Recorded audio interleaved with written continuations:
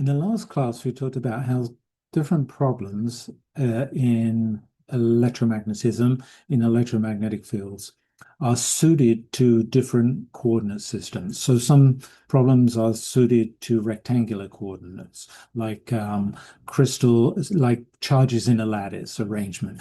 Some are suited to cylindrical coordinates. That might be a current carrying or charged wire would be suited to cylindrical coordinates. Others are suited to spherical coordinates if they've got a spherical geometry, a spherical symmetry to them.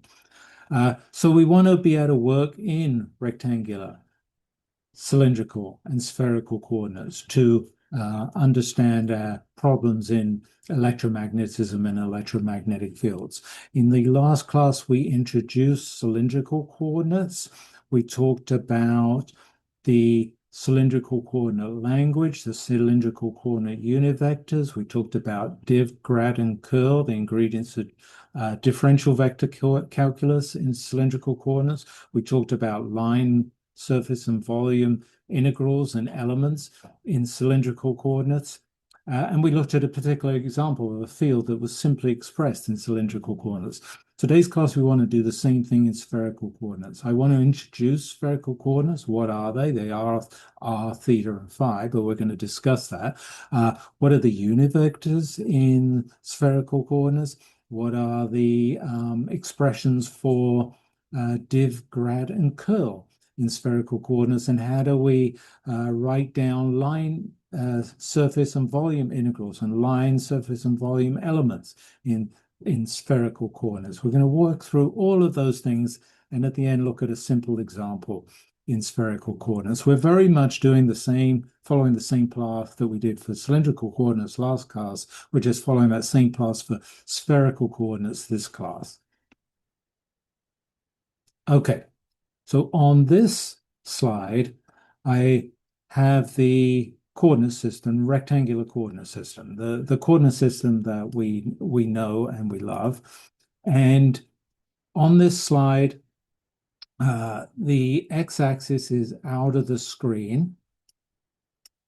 The y-axis is over here towards the right, and the z-axis is vertically upwards, and here's the origin.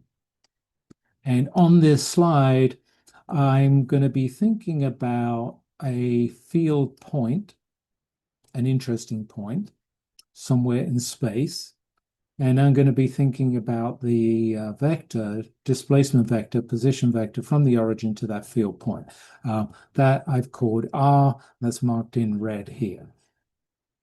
So I could specify that vector, position vector, in rectangular coordinates by specifying its components or projections along the x, y, and z axes. That's one way of describing that vector.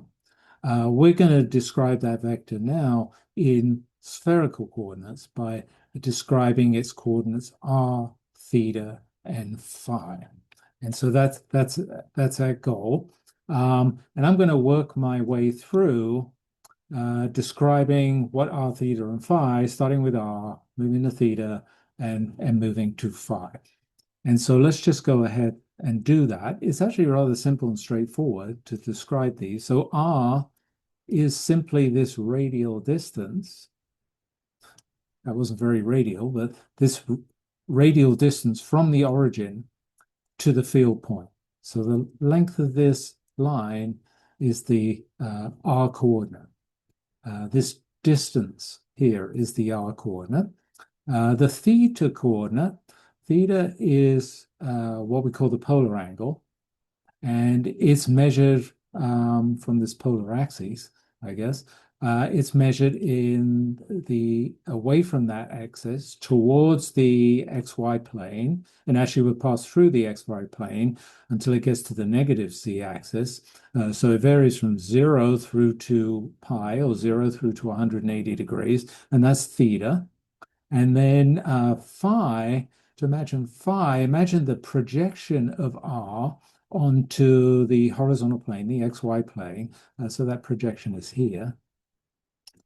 We can project it with a flashlight vertically above r and shine the shadow on this plane. And then phi, just like in cylindrical coordinates, is this angle that's measured from the positive y direction towards the positive, sorry, from the positive x direction towards the positive y direction. It's this angle here, the azimuthal angle. So these are the three coordinates of spherical coordinates, r, theta, and phi. And that's how they're related to the rectangular coordinates, x, y, and z. And they're related, again, just like relationship between cylindrical coordinates and rectangular coordinates through right-angled triangles. The right-angled triangles that are important here are this one in the horizontal plane, and then there's also one in the vertical plane here. And so those help us figure the relationships between r, theta, and phi, and x, y, and z. Over here on the left and over here on the right are these kind of French, English, English, French dictionaries that take us between r, theta, and phi, and x, y, and z. That's the left-hand side. Or from x, y, and z to r, theta, and phi. That's the right-hand side. And as I say, the relationships are just based on a little bit of trigonometry. And I won't go through all of them, but let me just give you a couple of examples. Let's start down here. This relationship that z equals r cosine theta. Well, look, let's go up to this vertically standing right angle triangle. Here was the right angle, and here's the angle theta. R is the hypotenuse. Z is the adjacent to the angle theta. So z, the adjacent, equals r, the hypotenuse, times cosine theta. That's this formula here. So it's just got from that right angle triangle. And the other ones I got from right angle triangles as well. One more example. This is a relationship between the x, y, and z components and the coordinate r. And this is just based on Pythagoras' theorem, but applied twice. We first applied to the vertical standing right angle triangle, and the relationship between z, r, and this side, which is in an xy plane, and then you apply it to this horizontal triangle, which has this side in the xy plane, and then contains x and y as the other components. And so by applying Pythagoras' theorem twice, you can get this relationship. The coordinate r in spherical coordinates is the sum of the squares of x and y and z in rectangular coordinate. And all the other relationships are triangle-based, right angle triangle-based.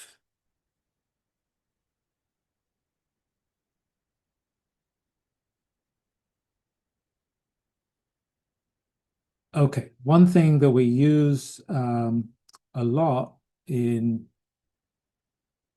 coordinate systems, rectangular coordinates, spherical coordinates, is the unit vectors in these coordinate systems. So we know the rectangular coordinate unit vectors. This slide introduces the spherical coordinate unit vectors. So over here on the left-hand side is a sketch of the rectangular coordinate unit vectors, and here's the new spherical coordinate unit vectors that we would use to express any arbitrary vector in either rectangular coordinates or here, as I've written it, in spherical coordinates. The unit vectors, both in spherical and rectangular coordinates, have this orthonormality property, if that's a word. It means that the rectangular unit vectors are perpendicular to each other, and that they have each have length 1. And so the spherical unit vectors are also perpendicular to each other and have length 1. Therefore, because they're perpendicular to each other, they kind of span the space, the three-dimensional space in which we live. We need 3 unit vectors to completely span that space and be able to make any arbitrary vector from those 3 unit vectors. And x, y, and z and r, theta, and phi are just 2 different ways of accomplishing that. They have, therefore, these similar properties in terms of the products of unit vectors. So I can multiply the unit vectors in rectangular coordinates with a cross and a dot product, and I can multiply them in spherical coordinates with a cross and a dot product, or a scalar and a vector product. And they have equivalent properties. So x dot x is 1. The dot product picks out the parallelousness, and so the dot product of light vectors is 1, and that's true for r dot r and other light vectors in spherical coordinates. X dot y is 0 because dot product picks out parallelousness. These are perpendicular. And that's the same for in spherical coordinates, that r dot theta or r dot phi is 0 because they're perpendicular. X cross y gives you z, and a similar pattern for other combinations of rectangular coordinate unit vectors. So this cross product of two different unit vectors is giving the third. And it gives the third direction. Likewise, downstairs here, this cross product of r and theta gives you the third phi unit vector. R and theta's cross product gives you the third direction. If you take the cross product of like unit vectors, whether you're in rectangular coordinates or you're in spherical coordinates, that's 0 because cross products measure the perpendicularness of the unit vectors, and x cross x is two parallel vectors. R cross r is two parallel vectors. The key difference, and this was true in cylindrical coordinates, true in spherical coordinates, is that the cylindrical coordinate unit vectors and the spherical coordinate unit vectors aren't in fixed directions. X, Y, and Z were in fixed directions. No matter where you are in space, X, Y, and Z unit vectors always point in the same direction. In cylindrical coordinates, the directions of R and rho and phi depend on where you are in space. They rotate as you turn in phi. It's even more true in spherical coordinates, where the directions of all three unit vectors, r, theta, and phi, depend on where you are in space, and they depend on where you are in space both in azimuthal and polar angle. And these are the maps between the unit vectors. Like last slide, we have maps between the coordinates in spherical coordinates and rectangular coordinates. These are the maps between the unit vectors in spherical and rectangular coordinates. How to build, for example, rectangular coordinate unit vectors out of spherical coordinate vectors, or how to build spherical coordinate unit vectors out of the rectangular coordinate unit vectors. Now, if you look at these maps, they got from right angle triangles. I don't want to derive these, but I do want to say just a word about them. X, Y, and Z unit vectors are fixed in their direction. They don't change their direction. They're always fixed in their direction. You can see, therefore, that this map on the right-hand side would imply that the directions of r, theta, and phi would depend on theta and phi, would change with theta and phi if x, y, and z are fixed. If you change theta and phi, you change the cosines and sines of theta and phi, you change the blend of x, y, and z, and so r, theta, and phi will vary. And this is specifically how they vary. So this was something that was true in cylindrical coordinates. They rotated as you rotated in theta. It's more true in spherical coordinates. All the vectors rotate as you rotate in theta and phi.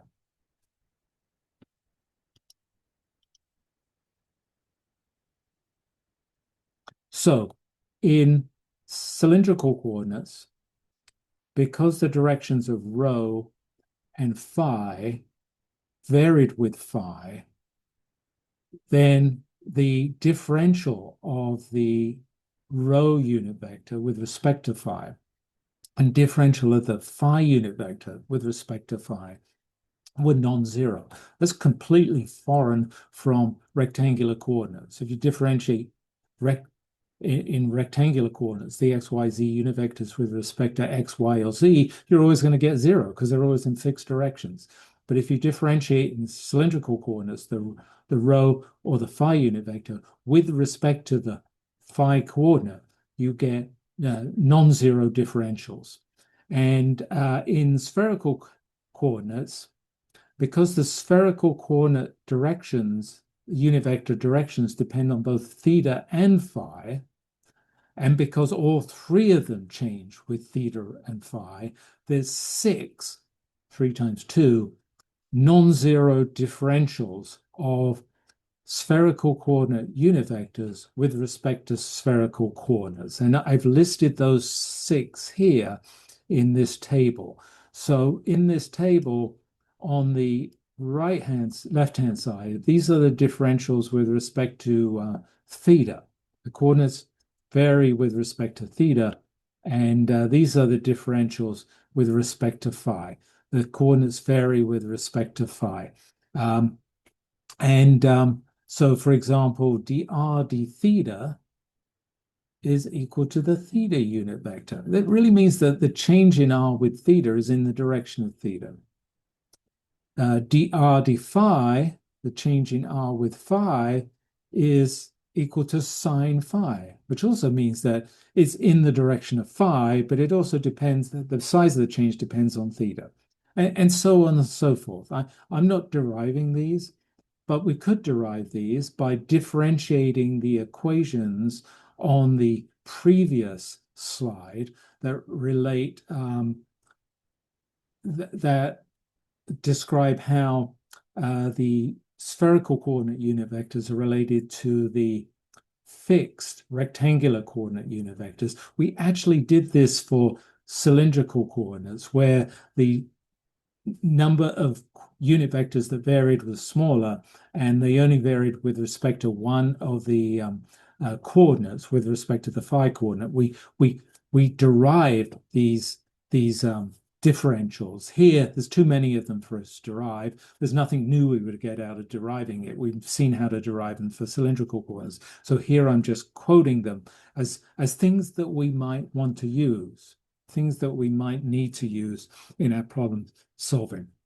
So it's like a little table, a little compendium of useful facts about how all three unit vectors change with respect to theta and phi. It's telling us that they all rotate with respect to theta and phi. One place where their direction doesn't change is as if you just walk radially outwards along a line from the origin. Then they're all fixed, but other than that, they're varying in theta and phi.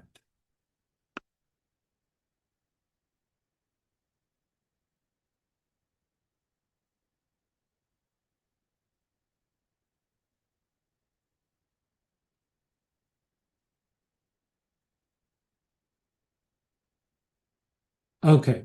One thing that we want to be able to do in spherical coordinates is to carry out line, surface, and even volume integrals. And to do that, we need line elements, volume elements, surface elements. So we want to be able to build those. And the starting point for building those in spherical coordinates is to be able to express a position vector in spherical coordinates and be able to express a line element in spherical coordinates. We did exactly this in cylindrical coordinates. We learned how to express in cylindrical coordinates a position vector for a field point in cylindrical coordinates, and how to express a line element, a little increment in distance in cylindrical coordinates. So it's really a path that we're following on this side that we've followed in the last class on cylindrical coordinates. So the key points that I'm trying to examine on this little sketch here is that we've got the rectangular coordinate system, and we've also indicated the spherical coordinate system on this sketch. We've introduced all that. I've got a position vector on the sketch, and I've got a line element on the sketch. Here's the position vector, and here's the line element. And we want to express these two things in spherical coordinate language. Look, we know how to express them. It's common sense how to express them in rectangular coordinates. For the rectangular coordinate expression of the position vector, well, that position vector r is just x, it's x component times the x unit vector. Y, it's y component times the y unit vector. And z, it's z component times the z unit vector. So that's straightforward enough. And a little line element we would create by taking little steps dx, dy, dz along the x, y, and z directions, in the directions of the x hat, y hat, z hat unit vectors. So that's simple enough, that's straightforward enough, sort of common sense thing. What about in spherical coordinates? The position vector in spherical coordinates, to express this vector here in spherical coordinates, is just a step r of length r in the direction of the r unit vector. It's simply this. Now you might think that, well, that's kind of weird. What happened to theta and phi? Where did theta and phi go? Well, theta and phi are embedded in this expression.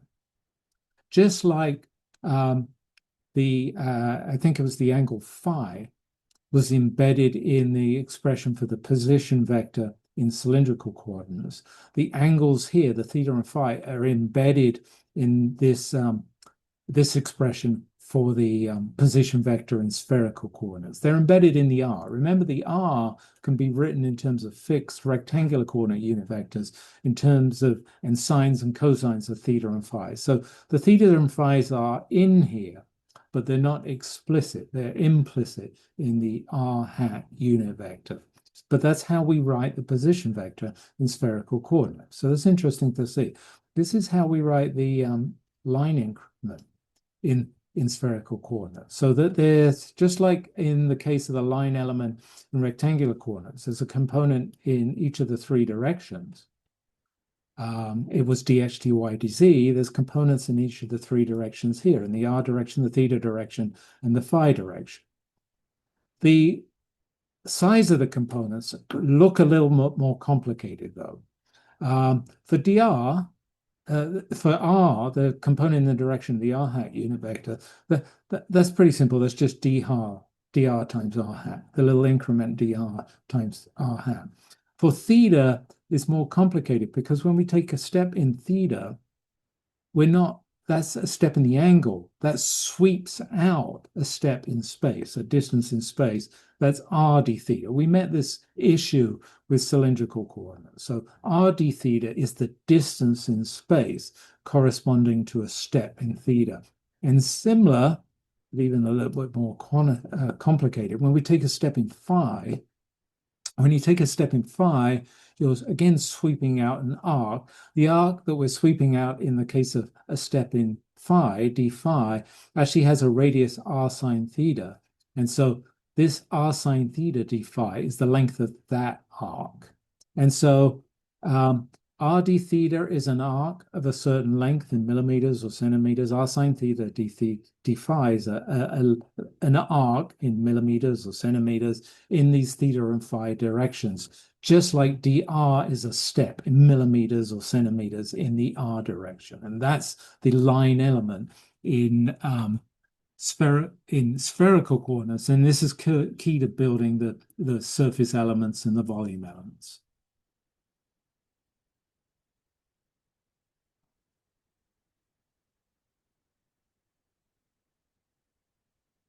Okay. We've got our position vector, we've got our line elements in spherical coordinates. Now let's construct area elements in spherical coordinates and the volume element in spherical coordinates. In rectangular coordinates, you build areas by stepping in x and y, or x and z, or y and z. In cylindrical coordinates, you did the same sort of thing. You stepped in phi and z, or rho and z, or rho and phi. And it's the same thing here. To build area elements in spherical coordinates, we're going to take steps in r and theta, or r and phi, or theta and phi. And those steps in any two of the three variables, so there's three pairs, will sweep out an area element. And I tried to draw those area elements on this little diagram upstairs here. That I stole from the textbook, obviously. Let's take a look at one of them. This little area element dr. So the r is that this is an area element whose area element vector, dAr, points in the direction of increasing r. So it's this outer face here. It points in the direction of increasing R. It's made from steps in theta and phi, the other coordinates. When you make a step in theta, you sweep out a arc, r d theta. Here it is. When you make a step in phi, you sweep out an arc with that step in phi that's r sine theta d phi. Here that arc is. So the length of this side is r sine theta d phi. The length of this side here is r d theta. That sweeps out this area of this area element. That area, the area element, is a vector and it's orientated in the direction of increasing r. So that's the dr area element. The other area elements, dA theta, dA phi, these are the area elements in the directions of increasing theta and the direction of increasing phi. And they're made, in each case, they're made out of taking little line element steps in the other variables. So if I'm making dA theta, I would step in r and I would step in phi. If I was making dA phi, I would step in theta and I would step in r. So the dA theta is going to be in the direction of theta. The dA phi area element vector is in the direction of phi, and the areas that are swept out by taking steps in the perpendicular, the other variables, the other coordinates are these areas here. If I want to make a volume element, how do I make a volume element? Well, here's a volume element. It's a three-dimensional picture of it. I make it by taking steps in all three variables as spherical coordinates, the r, the theta, and the phi, taking steps dr, d theta, d phi. If I take steps dr, d theta, d phi, I construct myself a volume. It's this funny shaped volume here that looks nearly like a cube, but not quite like a cube. And it has a volume that is the length of, say, this side times this side times the other side here. There's three sides that run in the theta, the phi, and the r direction. And if you make that calculation, you get this expression for the volume element. Look, here's the dr, the d theta, d phi, the steps that we took to create this volume element. We said for the theta step and the phi step, it was sweeping out arcs in circles. And see, here's the overall effect of those two arcs. That's why we get an arc squared. You get an arc when you sweep out in theta, and you get an arc when you sweep out in phi. You're going to get an r squared in the volume element. It has the right units, right? This is a volume. There's units of distance squared in the r squared. There's units of distance r in the dr. Likewise, all the area elements have the right units. For dr, there's a distance squared in the r squared, and then you just got angles. For d theta and phi, you got an r, an explicit r. So that's one dimensions of length, and then you got another one in the dr. The second dimensions of length in the dr. So they all have the correct units.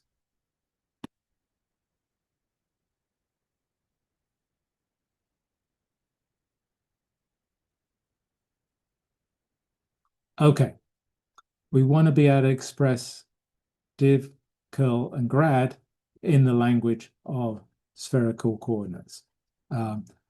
We expressed them first in the language of rectangular coordinates, then we moved on to express them in the language of cylindrical coordinates. And here I'm presenting them to you without a derivation, them in the language of spherical coordinates. And I'm not going to derive them, but these expressions have the same sort of form as those in rectangular coordinates, but they are more complicated than rectangular coordinates, just like the cylindrical div, grad, and curl had the same general form as rectangular coordinates, but they were more complicated than rectangular coordinates. And it's all because of this business of the variable directions with theta and phi of spherical coordinate unit vectors, and the fact that spherical coordinate steps in theta and phi are sweeping out arcs of circles, and they're not steps in straight lines. And that was the same problem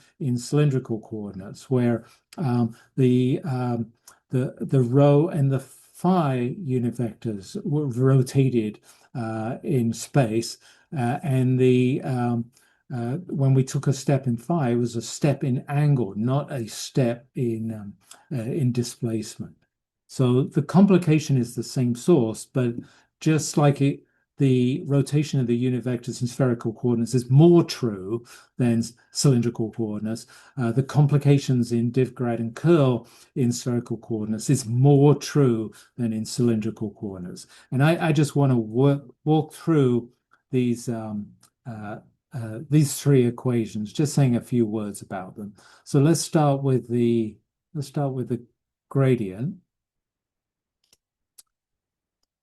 This is the gradient of a scalar. Here's the scalar field, or later we'll be calling it scalar potential. It's the action of del on the scalar field is called the gradient, and it gives us a vector. So this is a vector, and it will have x, y, and z components in rectangular coordinates. It has rho, phi, and z coordinates in cylindrical coordinates, and it has r, theta, and phi components in spherical coordinates. In rectangular coordinates, the coefficients multiplying the x, y, and z unit vectors are just the partial differentials of the scalar potential with respect to x, y, and z. It's a bit more complicated here. You do see this is the partial differential of u with respect to r, u with respect to theta, u with respect to phi, but this whole business of sweeping out arcs in theta and phi, of having unit vectors that rotate in space, creates these additional factors. There's an additional factor here. There's an additional factor here. These factors, you can see, all preserve the units of a gradient. There's an inverse centimeters or inverse millimeters in this partial differential here with respect to r, and we've got to have the same units in these second terms that depend on theta and phi. So that's why we got a 1 over r here and a 1 over r here. Okay, so that's the gradient. Here's the divergence. Now, the divergence is the del vector operator acting on a vector field, not on a scalar field, to produce a scalar quantity. So firstly, over here on the right-hand side of this equation for the divergence of A, you don't see any unit vectors because this is a scalar. In rectangular coordinates, this scalar is just determined by the partial differentials of the xyz components of the field vector with respect to the xyz coordinates in rectangular coordinates. So a dA z x with respect to x, a dA y with respect to y, a dA z with respect to z. The same is sort of true here. We've got a term, a partial differential with respect to r, R component of the vector field, a differential with respect to theta, of the theta component of the field, and a differential with respect to phi, of the phi component of the field. But there's all these additional factors. And all these additional factors are ultimately rooted in the fact that the volume element, which we're evaluating the flux out of. That's what the divergence of A physically reflects, is the source of flux in this volume element is not a simple cube. It's a complicated shape.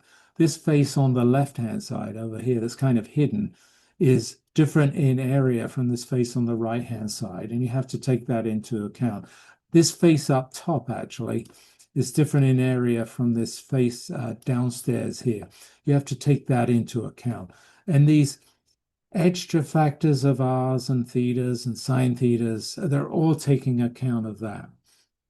And so that in words is why this is more complicated. But anyway, I would never remember this expression. I would look this expression up. I don't think I would ever remember the expression for the gradient. I would look that up, and that's what you'll be doing. I mean, and you might be a genius and you just remember it. But if you're a mere mortal, then I'm just having to look it up. But that's where it comes from. This non-cubic shape of the volume element has these glorious consequences in complicating these partial differentials of the field components with respect to the r theta phi field components. Same story for the curl of the vector A. So this is the other way that you can take that the del vector operator can act on a vector field. This time it produces another vector rather than a scalar. So you see here the expression for it is conveniently written in terms of a determinant of a 3 by 3 matrix. This was true for cylindrical coordinates. It's true also for rectangular coordinates, and it's true here. It has the same sort of form as cylindrical and rectangular coordinates. So in the top row are the unit vectors, the r, the theta, and phi. In the middle row are the partial differentials with respect to the coordinates, in this case, the r, theta, and phi. And in the bottom row are the components of the field, the AR, the A theta, the A phi. So all that's common to curl in cylindrical coordinates, curl in rectangular coordinates. What's different because of the different coordinate system and these different rotations of the unit vectors and these different arcs that get swept out when you take steps in the theta and the phi is all these additional factors. I mean, they're all over the place in this expression here. And I'm not going to list them, go through doing this for all of them. I'm doing this with the mouse again, and I got a pen. I don't know why I'm doing that. But anyway, again, we need to use this expression. We don't need to remember this expression. We need to look up this expression for the curl in spherical coordinates. We don't need to remember this expression for the curl in rectangular coordinates. And so I'm just presenting this to you and trying to explain why it's complicated or what made it complicated, but not derive every term in it.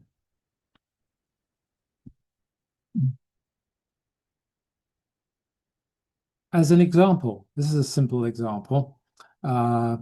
I overrun in the last couple of classes because I had no other classes surrounding me to stop me going on for too long. So I'm going to try and keep this class a little bit shorter.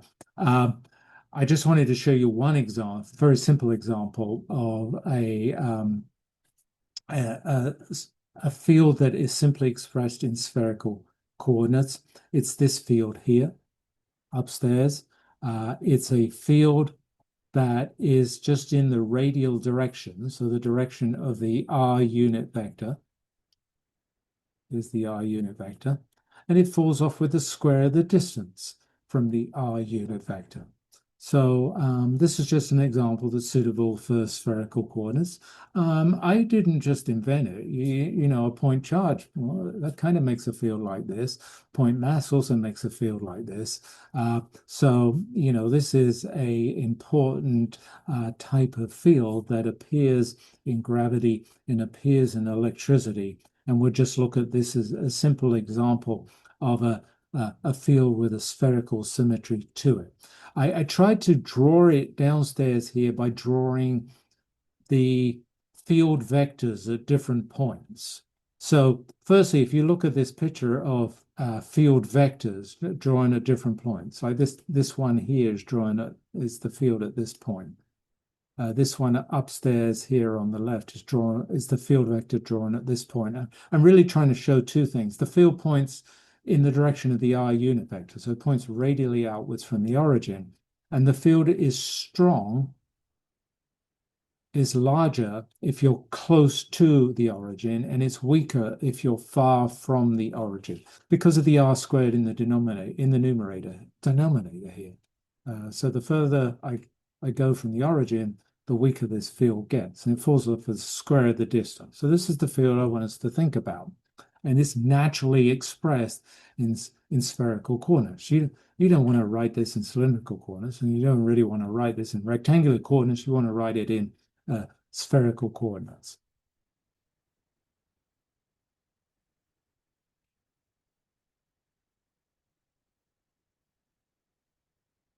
This is that same field sketched out by field lines.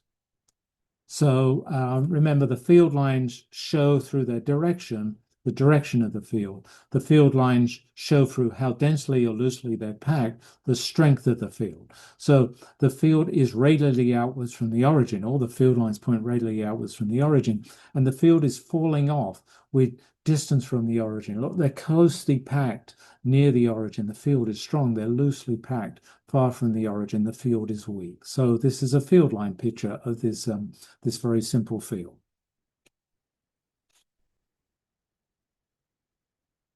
And this is my one example of calculating a quantity with spherical coordinates, with the spherical coordinate system. When we did this for the cylindrical coordinates, I calculated something from differential vector calculus. It was the curl and the divergence of a vector field. Here I'm calculating something from integral vector calculus as a different type of example in spherical coordinates. And I'm going to calculate the flux through a sphere. So this red circle is just a cross-section through a sphere that's also centered on the origin. And we're going to do this in spherical coordinates. So my task is to calculate the flux of the vector field A through this spherical closed surface that is centered on the origin. So that's my job. Here's the field A, and here's my little surface in red.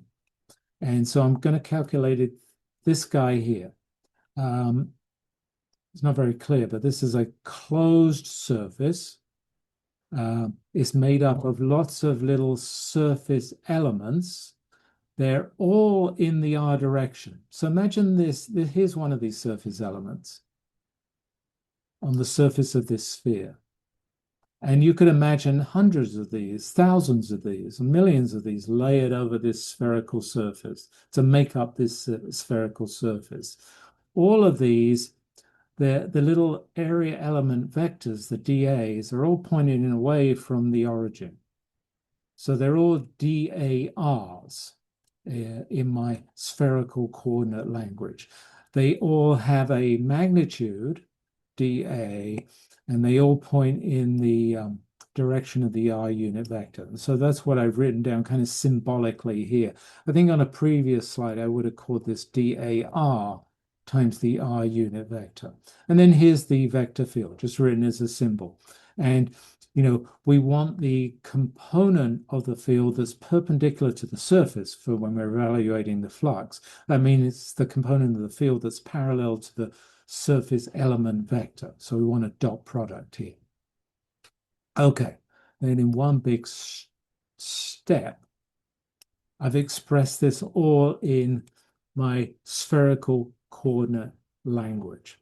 I've expressed two things in my spherical coordinate language. One is the field. I've written that explicitly in spherical coordinates. The other one is the area element. Written that explicitly in spherical coordinates. And so just to show you those two ingredients, here's the field. Remember the field?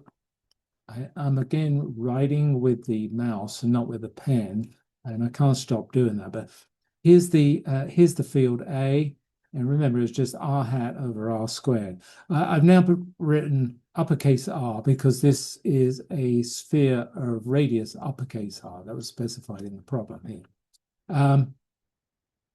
The area element has a size given by this little expression here, R squared sine theta d phi. This was taken from an earlier slide where we wrote down explicit expressions in spherical coordinates for dAr, dA theta, dA phi, the three area elements that are perpendicular to the three spherical coordinate directions. We wanted dAr here, and the size of dAr was R squared sine theta times d theta d phi. It was the d theta and the d phi that swept out the arcs that made this area element. And so I've just filled that in downstairs here, replacing this dAr that we had over here. Okay. The other thing I did was, well, look, this is symbolically the area over the closed surface on the left-hand side here. Now I've made it explicit. This is a integral over the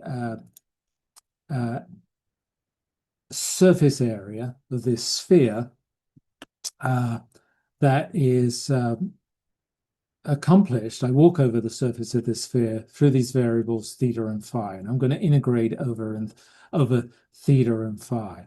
I realize there is also a typo here. Let's get rid of this pi here. Oh no, I've made it worse. The pi was correct. It was the 2 that was wrong.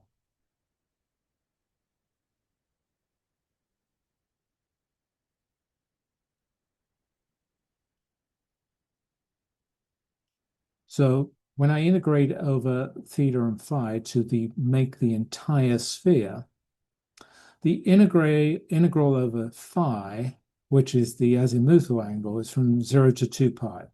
We walk around 360 degrees in phi. The integral of theta, which is the polar angle, is from the North Pole down to the South Pole. That's a pi radians, or 180 degrees. So these should be integrations of phi with respect to from 0 to 2 pi, and theta from 0 to pi. So those are the limits on the integral. When I integrate with respect to theta, look, there's no explicit theta dependence in here. So when I integrate with this from 0 to 2 pi, I'm just going to get a factor of 2 pi. That's where that came from. And when I integrate sine theta,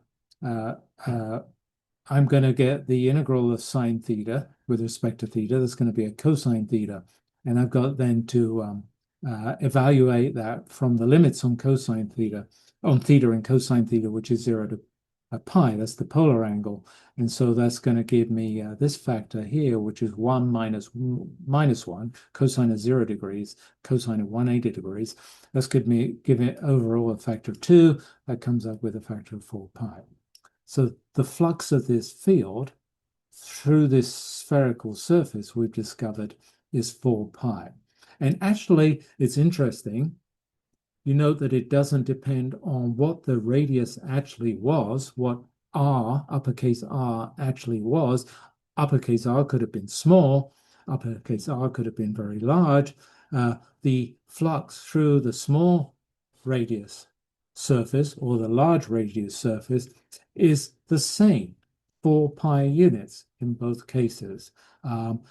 It reflects the fact that the surface area is growing as R increases, but the field is shrinking as R increases. The combination of those two effects, one growing as R squared, one falling off as R squared, cancels out. The flux through the sphere is independent of the radius of the sphere. Anyway, this was a simple example of integral vector calculus in spherical coordinate systems. Over the last 2 classes, we've introduced these new coordinate systems, spherical coordinates and cylindrical coordinates, and related them to rectangular coordinates. These are all tools in our toolbox for solving electromagnetic problems, electric field problems in rectangular and spherical in cylindrical coordinates. The next class, we've got one more class that's kind of integral differential vector calculus, is to introduce a couple of theorems called Stokes' theorem and Gauss's theorem in integral and vector calculus that actually relate the quantities in integral and differential vector calculus. So that'll be our next class is our final class on vector calculus, and then we actually get to talk about electromagnetism, electromagnetic fields, and much more physics-y type things. Thank you.